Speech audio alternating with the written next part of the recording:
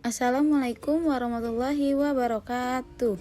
Perkenalkan, nama saya Bella Novia Trisnawati dengan NIM 1914070076 dari PGMI B.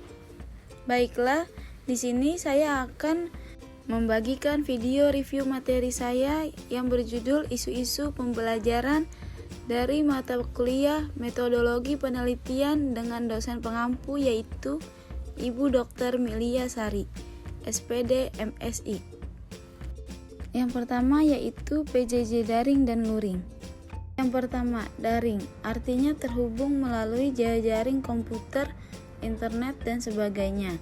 Luring, artinya terputus dan dari jejaring komputer dan internet.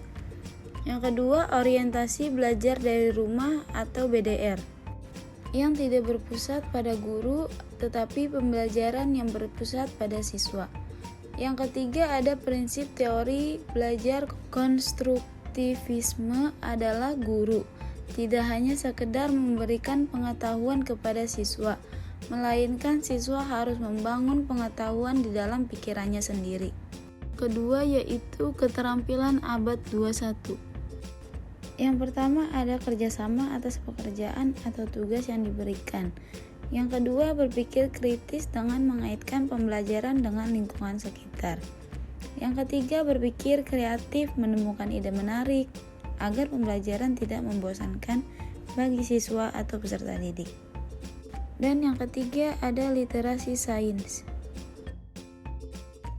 Literasi sains dapat diartikan sebagai pengetahuan dan kecakapan ilmiah untuk mampu mengidentifikasi pertanyaan, memperoleh pengetahuan baru, menjelaskan fenomena ilmiah, dan serta mengambil kesimpulan berdasarkan fakta, memahami karakteristik sains, kesadaran bagaimana sains dan teknologi membentuk lingkungan, alam, intelektual, dan budaya, serta kemauan untuk terlibat dan peduli terhadap isu-isu yang terkait dengan sains. Yang keempat ada program for International Study Assessment atau yang kita singkat dengan PISA. Ukuran PISA bertujuan untuk mengevaluasi sistem pendidikan dengan mengukur kinerja siswa di pendidikan menengah, terutama pada 3 bidang utama, yaitu matematika, sains, dan literasi. Domain yang diukur adalah membaca. Selain itu dilakukan juga penilaian matematika, sains, literasi keuangan, dan lain-lain. PISA sendiri dilakukan karena kemampuan baca siswa yang rendah sehingga skor matematika, literasi sains, dan bahasa Indonesia anak didik menurun. Presentasi capaian masih rendah dikarenakan soal pemerataan yang kurang mutu.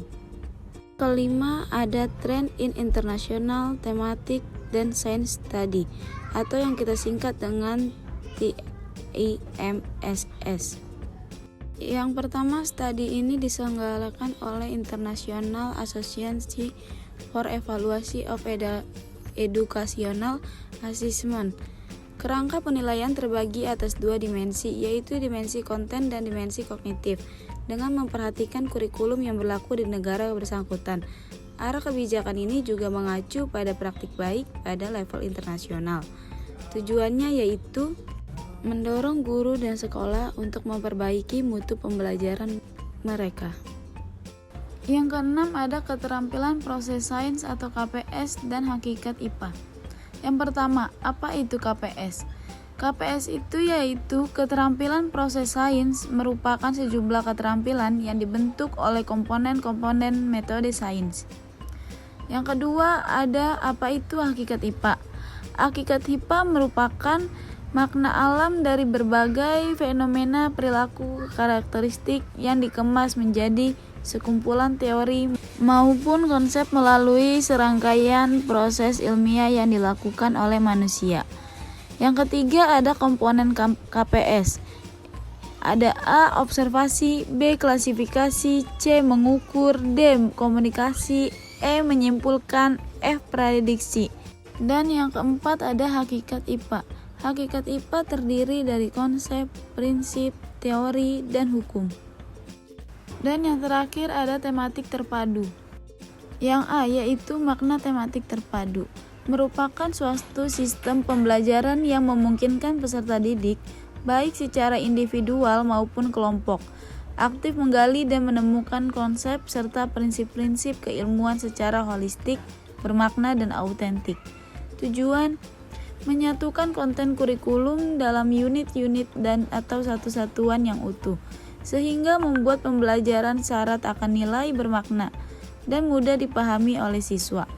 Dan yang C yaitu penerapan, diterapkan di kelas 1 sampai kelas 6 SD atau MI dan PAUD pada kurikulum K13. Sedangkan pada kurikulum 2006 atau KTSP diterapkan di kelas 1 sampai kelas 3 SD, MI, dan PAUD. Yang D ada premis utama. Pembelajaran tematik terpadu adalah bahwa peserta didik memerlukan peluang-peluang tambahan untuk menggunakan talentanya, menyediakan waktu bersama yang lain untuk secara cepat mengkonseptualisasi dan mensintetiskan.